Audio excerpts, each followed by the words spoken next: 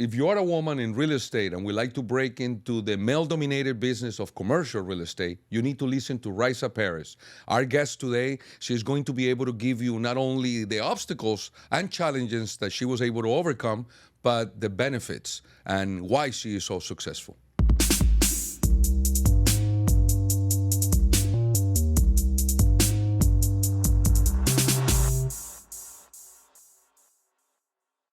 Rayza, thank you for coming. Thank you for being here.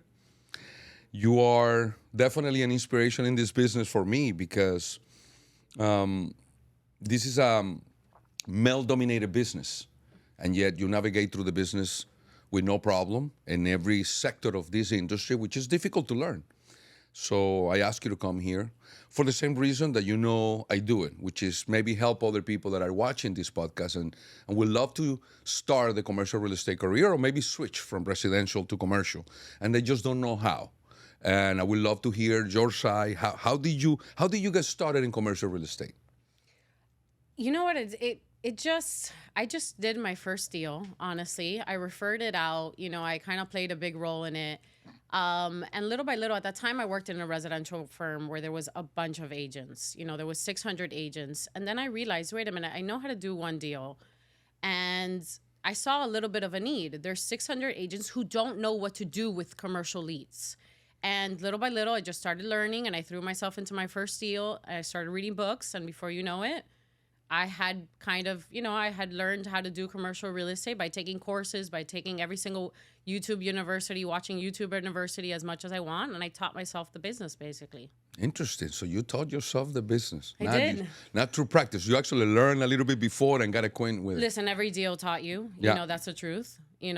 Sometimes I would learn by throwing myself against the wall. But yeah, every time I got one deal, I became fully indulged into that deal, and I learned everything I had to do, and I would read, and I would buy a book. If I was selling a shopping center, I would buy a book about selling shopping centers. And before you knew it, I taught myself. That's good. Good for you. So which one was the deal that you learned the most? And then this is not about money. It's about like difficult challenges, but you did it and you felt good about it. You know what's the deal I learned the most? Every deal I lost on. It wasn't one of the deals I did. Look at you. Every deal I lost taught me a huge lesson. Every single one, because everyone had total different experiences. Where did I mess up? What did I do? What did I do wrong that this deal could not get to the finish line? Amazing. I learned this from, I think it was from my sensei. You don't lose, you learn. Correct. Either you win or you learn. Mm-hmm. And, that taught me a lot because every time I lose a deal, there's a moment of like moaning and you're thinking, what did I do wrong? Why did that broker? It was somebody's fault. The ball stops with you. No, it started with me. Or perhaps you were dragging a relationship with a deal that it wasn't going to happen. Correct. And you were the one dragging your feet in something that it was not going to happen. And 90% of the time, that's what it is. Interesting. So the deals that you learned the most are the one you lost. Mm-hmm.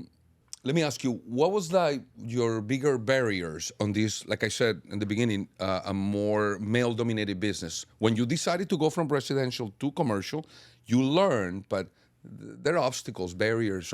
What is it that was the biggest barrier for you? It's funny, as part of your, when we were speaking yesterday and you asked me, what was your biggest barrier as a woman coming into commercial real estate? I never even thought of that. I didn't know women weren't in commercial real estate. I have been, since I have been born, I have been putting myself in situations I shouldn't have been in. I have always been the rule breaker. I have always been thinking, not in the right place at the right time, or, not necessarily in a bad way, but, I've always been living on the edge a little bit.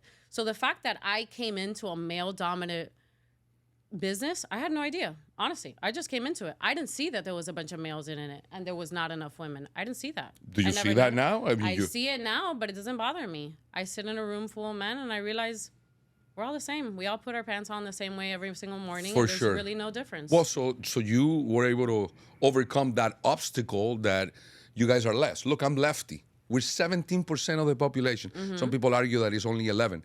11% of the population of the world, or 17, are lefty.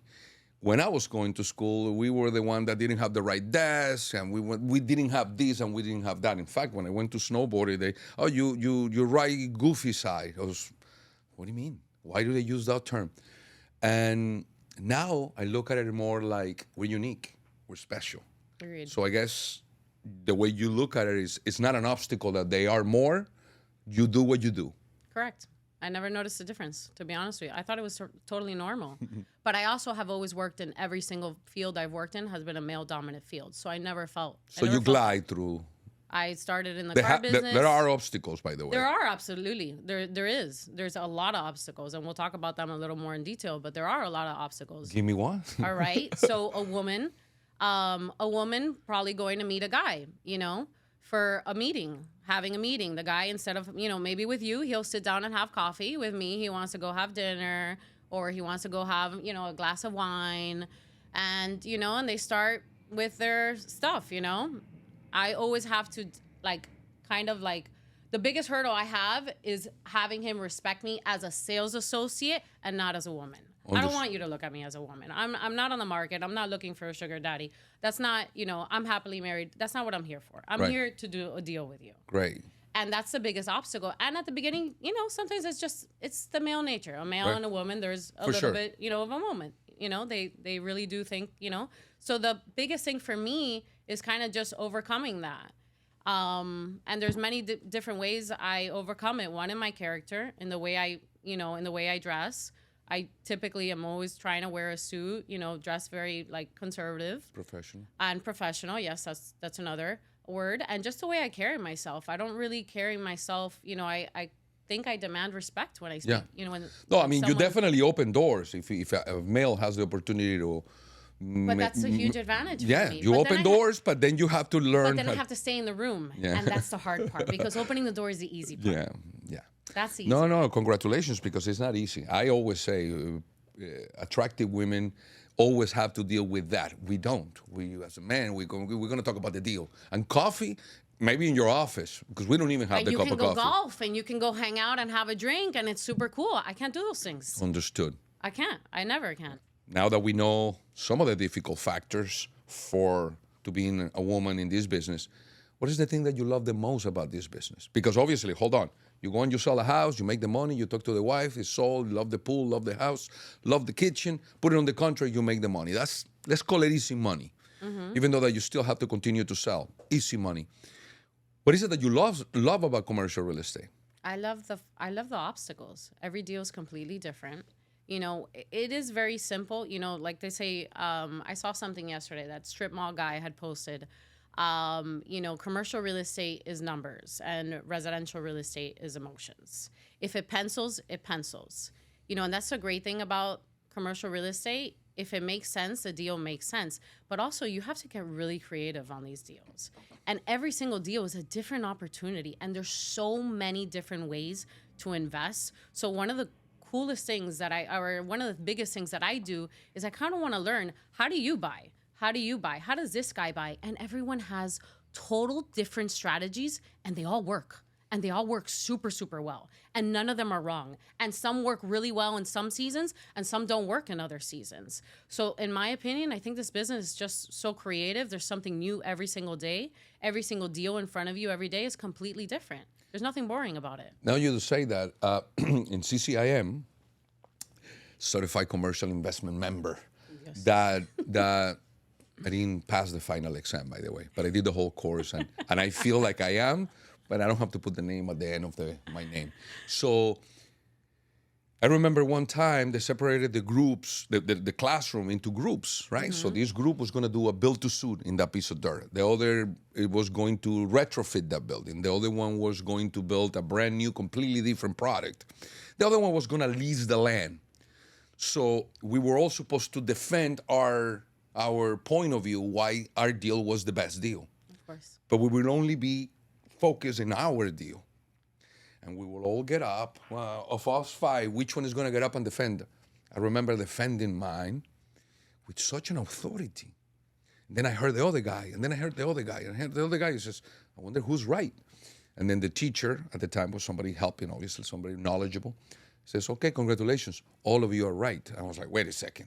I stopped after the little happy hour. I said, wait a second. What do you mean all are right? He says, yes. Because it all depends on what the investor desire is. Correct. Or their tolerance of risk tolerance. Correct. Or the capacity of borrowing. You don't know what you don't know. So every single option is out there as long as the consumer or the buyer is the one that wants to do the deal that way. So I agree. I agree 100%. You learn from every angle. Every single investor has a different way of looking at things, and no one is wrong or right. Now, there's always a better and easier way. What advice would you give women? Obviously, we already know. You said that you are like a tomboy when it comes down to hustling. I was a little bit of a tomboy growing up. I wore dresses, but I was a little bit of a tomboy. Yeah, I can see. I still am. But what advice would you give somebody that says, look, I'm a go-getter. I love real estate. I just love real estate. But yeah, I've been catering to this residential world. I want to switch. What advice? I would start by learning. That's the biggest thing. Having a real estate license or passing the exam is really easy. You just take a course, you have it, and, you're done. You don't learn a thing about actual real estate. I would say learn as much as possible, because the people you are dealing with tend to be very, very, very smart people. They understand math. They understand economics. They understand money. So if you're just coming and you have that salesperson vibe, just getting the deal, trying to get the deal done, I'm trying to make a commission, you will automatically lose, automatically. And residential is a little different. It's emotion, it's different. I like the house. It works a little different. But in commercial, you really need to understand what you're doing to be respected. You have to understand the numbers. You have to know what you're selling.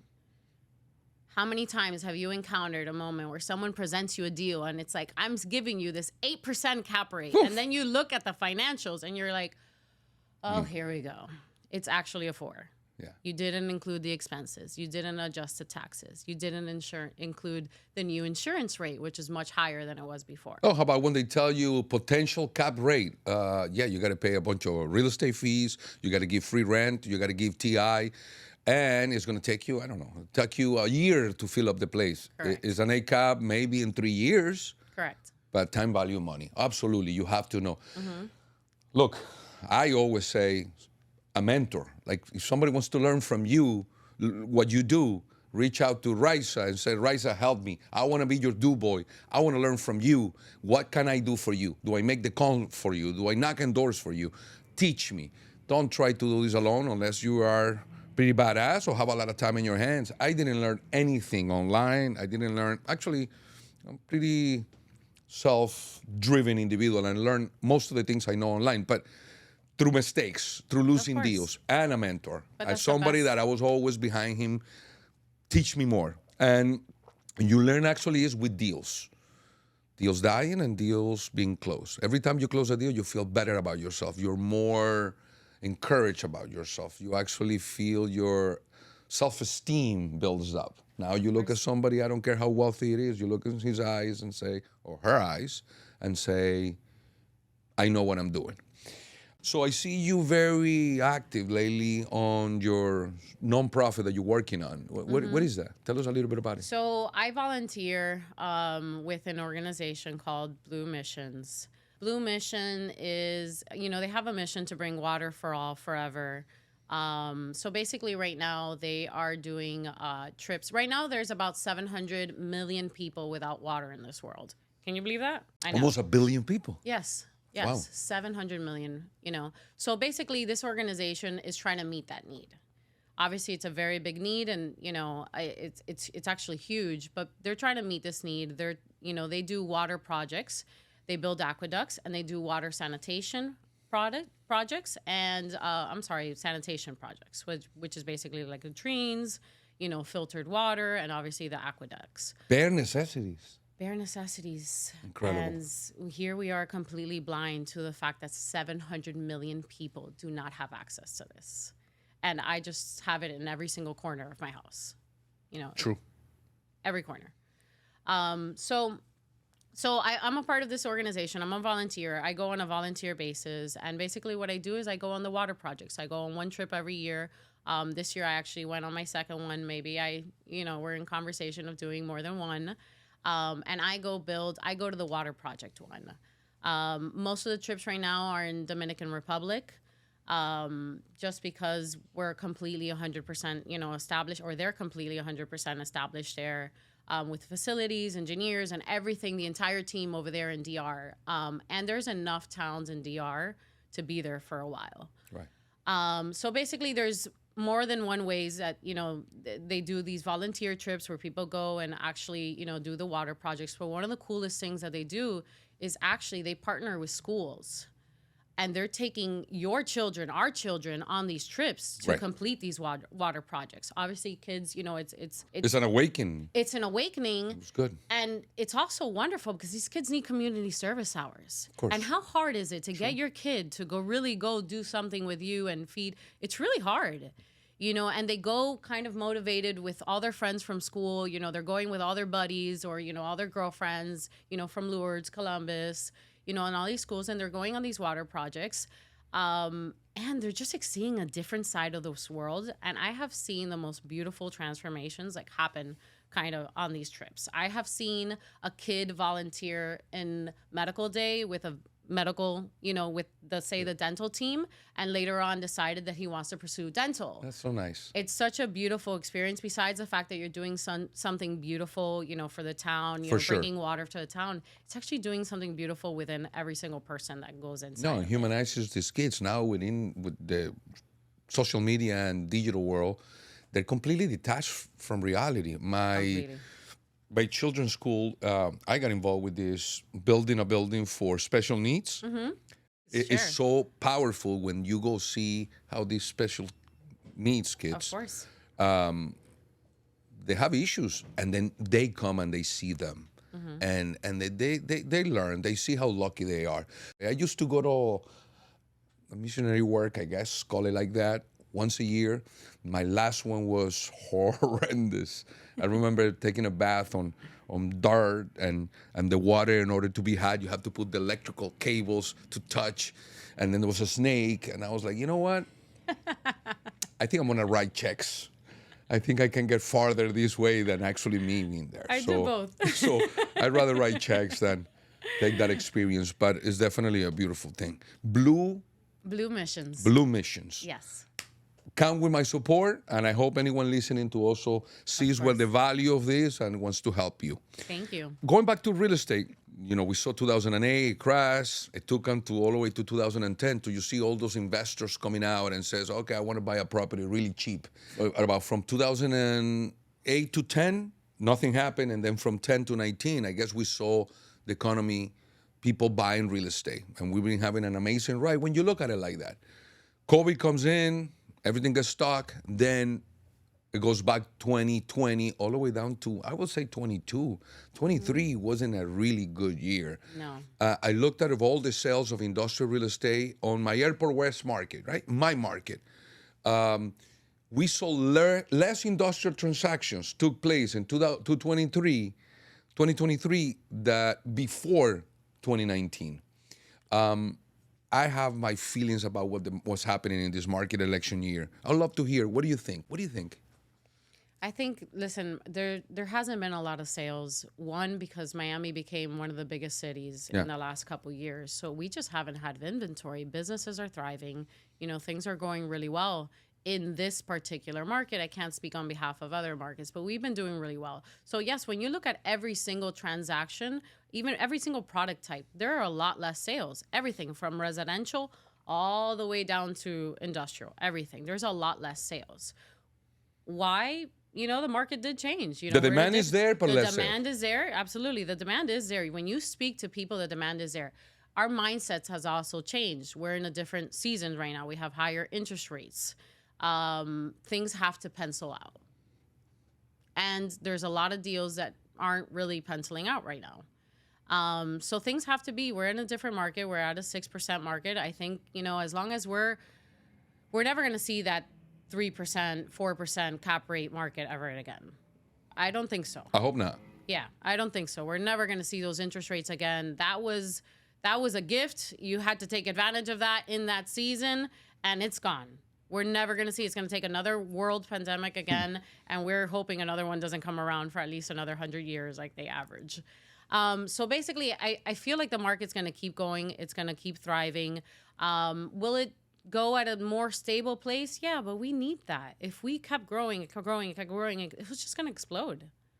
So it has to just grow at a very stable, healthy kind of rate, so it doesn't turn into a bomb. You know, we're in one of the best cities in the world. Everyone from different countries, from different cities, want to be here.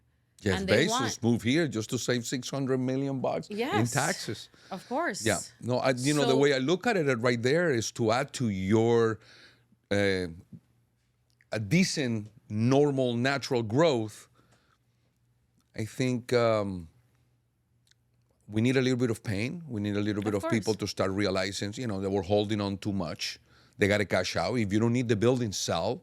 If your business is using too much space, downsize.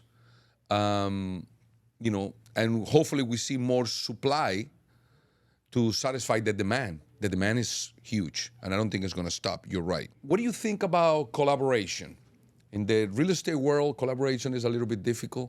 No one wants to work with a fellow broker outside your office, or maybe inside the office. You want to keep everything to yourself, the business card in your purse.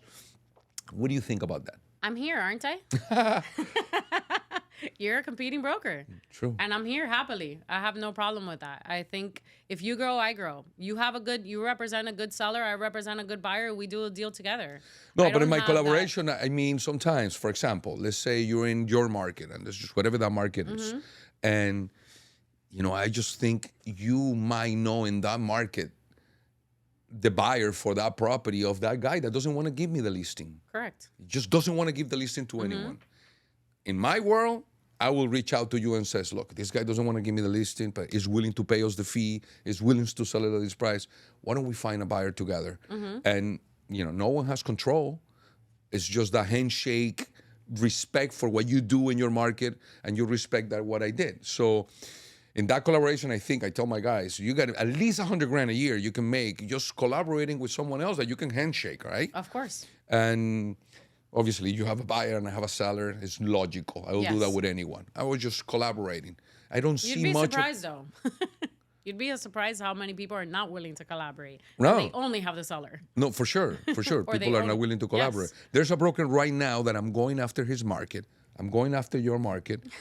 I brought him a deal, and as soon as I walked away, he called my client and says, what are you doing? I know you since high school. And he says, but he's my boy, and he presented the property. You should have called me directly. He said, so you want me to bypass the guy after he sent me the property? No, I wasn't going to do that. But my client told me that. I'm going after this guy because you don't do that. You don't share what you eat. You understand? I mean, this is a seasoned broker. This is a guy who's been doing this. He's actually second generation. His father has been doing this for many years. And now the son is doing the same thing. That's incredible. So, yeah, I wake up in the morning since the past 4 days, and I'm going after his business to teach him a lesson. Listen, the same theory. If we all grow together.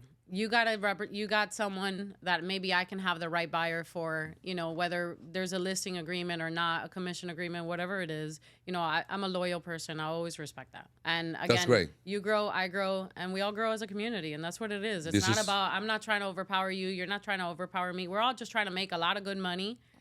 I don't want to put you out of business. Maybe that guy, that's a different scenario. I don't want him out of business. I just want him to learn. I just want him to, you just want him to learn. But, we all have those one, particular people. But at the end of the day, we're for each other. Let's just, work together hard. And For let's sure. all there's enough business. It's enough business. In Miami that we don't have to do this. We don't have to play this game. And especially with what's happening right now with the whole commission, the mindset of sellers is being right now. It's played with a little bit. Yeah, I don't think we're there. I don't need to pay that Miami. much. Yeah. They'll see. They'll Yes. see. Just on the Super Bowl. I mean, how much money they pay for homes.com and apartments.com. That's the same one of CoStar. Yes. If you want to know who really is a mob, it's CoStar. I don't even know how they stand, and they are just taking over. And everyone in this business has to pay up to be in that network. But now they're taking homes.com and apartments.com, rentals and sales. This is going to be big, and it's changing through artificial intelligence. I think the mindset of sellers is like, I don't need to pay this much. We need to start working together as a team. Correct. In order to make money. Correct. So tell me, I'm super curious. Okay. How did you start this, and why are you starting this podcast? Now nobody actually asked me, and I thought about it. I thought about it, but now it's in my mind. I remember I used to be a collector, and I was in the city of Opalaca, and I got chased by somebody pretty bad. That didn't want to pay. And I wasn't really carrying guns or anything like that. So I just ran, got in my car, and I remember saying to myself, actually telling God, I want to change what I do. I want to wear a tie. I want to wear a suit. I don't want this anymore. I'm an immigrant, and you move up in the world. Years after, I end up in this business, and back in the days, I used to wear a tie. I was going to say, when was the last time you wore a tie? A long time. But I used to wear a tie, and I know God gave me what I wanted. But after that, I realized how successful I became. And successful doesn't mean the private plane. Successful means I'm an independent human being. I'm a member of society, and I help my family and people around me. So I'm already successful. I started helping other brokers, or other agents, become successful through working with me, collaborating. And I seen the impact that I have in their lives. Some are with me, some we went elsewhere. September 2008 changed things, so makes us all find a place to hide, right? But I remember after that and before that, I help a lot of people get their license and do what they do now and become successful and become members of society and providers, etc. And that, regardless of where they are right now, it fulfills me. It gives me a sense of purpose, aside from just me making money. You know, you take with this social media. Keep learning. All the time I learn. You have no idea. My TikTok is only about learning. I mean, you don't even see cars there. You see just content that I learn. And that's a blessing. And people are giving this information for free. Of course. And I wonder, you know, how many people in this world, in different cities, different states, could use this help that I provide, that now you provide, that every one of my guests provides, which is we're not getting paid and we're not trying to recruit anybody. We're just trying to help other people. They can take advantage of that, and then now they can be a blessing to other people, to their families, to their society, to people that they're surrounded. So I do this. And somehow it's because of all that information I'm taking in for free. I'm just paying it back, Rayza. That's really the reason that I have this podcast. And then I have you. I'm not a woman. I've never dealt with somebody telling me, let's not have a coffee, let's have a glass of wine. I don't know what that feels like. And yet you do. And you can be an inspiration to other women. So you're helping other people by doing this right now. I thank you for that. No, thank you. Thank you for for having that. me. You came from a different country. You came from Colombia. Here, you didn't speak English. No, you came here. I still can't. No, none of us can. This is Miami. That's true. I was born here, and You I can't still learn good English in Miami. Nobody can judge me. No, we gotta leave here. We gotta live here. And I was born here, and I'm still a little rusty. So basically, you came to this country. You didn't speak a word of English. No. And you became successful. You are the true immigrant story that came to this country, and you succeeded. Tell me, what drove you, and what caused you to be so successful? Like, what of that experience, coming to a different country, coming here, and having to rebuild your life? Because there's no way you didn't just get up and, and all of a sudden, day one, you were successful. You had to rebuild your life. Right, so this is a loaded question. Yes, I know. I'm sorry. I took It's a loaded question. But I can tell you I can say very simple. When I tell this to people, I told someone a few days ago, when you chase a cat, the cat runs. Correct. It's just normal. The cat will run. When you corner the cat, you will run. They corner me. When you have no money, you're cornered. Now, obviously, my upbringing was of a good family, Of course. people that we were somebody at one point over there. Of course. And so I was brought up correctly, right? So I have no options to try to be crooked or anything like that. So yeah, that worked for me. It's just, I think I like, since my options were always the right side, the correct way, but I was that cornered cat, I did what I did, whether it was washing dishes. I remember no one beat me washing dishes. And I know, how stupid. What are you talking about? I know this I tell you story. what, it's just the way the system that I had. I fought with all the waitresses and all the waiters. I don't care. Silverware here, plates here, glasses here. No, we always throw it there. I don't care. And I will put buckets. And then the way I managed that, the restaurant was never out of plates or out of silverware. And then I like that. I like the way it felt when they all, after fighting me with no English, they loved me. And I was able to smoke cigarettes anytime I wanted in the back of the restaurant because I had time left. Of course. So I like the way I felt being the best of washing dishes, right? And then the same thing happened with car wash. Back in the days, it was in the 90s, drug dealers everywhere in Miami. So they pay $10 to wash a car and give you a $100 tip to wash it. So I was like, wait a second. So it wasn't about washing many cars. It was about washing That's the specific. car well done. So I became the guy walking around with Q-tips in my pocket, cleaning cars perfectly and getting the big tips. I like the way it felt. Of course. So when I was in collections, I remember the way my approach was always with no guns, no weapons, nothing. It was always the way I spoke. I mean, I would call them and I would just reason with them, tell them that I was just nothing more and nothing less than a do-boy, but I needed to collect. And that brought a lot of success in that business, which gave me a lot of free time to play video games. I remember I was just like addicted to it, but I had a lot of time off because I was good at what I did. Except that the difficult times. I will come here. They'll let me come into the house and then let a Rottweiler come out. Like, what is that? Dogs and guns. It was a tough business. But I like how I felt in my office being probably the best.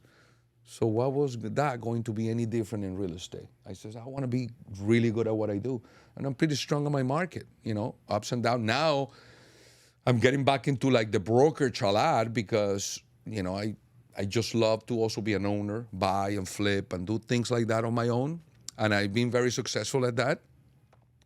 But there's nothing brings you return like being a broker. You spend no money, you're smart, you do what you do, and you get paid. When you invest, obviously, you got to put your own money and you got to lose sleep risk. on it. And, I just sold a deal today. I bought a building and I flipped it. It closed today, as a matter of fact. I feel great. I Congratulations. slept delicious because, you always stressed out. Yeah, thank you. I made pretty good money on that. But you stress Yeah. because it's your money, it's your livelihood, it's your risk, things like that. And being a broker is just fantastic when you're good at what you do. So thanks for that question. Yeah, and I mean, I just work ethics, and I'm that cat on that corner. And I think I want to be cornered again. You always have to reinvent yourself. And I think I want Last to be. year was like that kind of year. Yeah. I didn't know what to do. It was nothing happened. I had a great year last year, but it was embarrassing when I saw the amount of deals I did. Of course. I did very Yeah. little deals. I just got course. lucky, blessed that I did decent deals. Good. But yeah, it wasn't a hard year. I mean, I barely worked because there was no much work. But I think this year is amazing. I think it's starting already great. I agree with you. And I want to wish you, a collaborator, tomboy, badass, Rayza, a wonderful 2024. Thank you for Likewise. coming. Thank you for sharing with me and with other people your experiences. Thank you. Thank you so much. I appreciate it. Let's shake.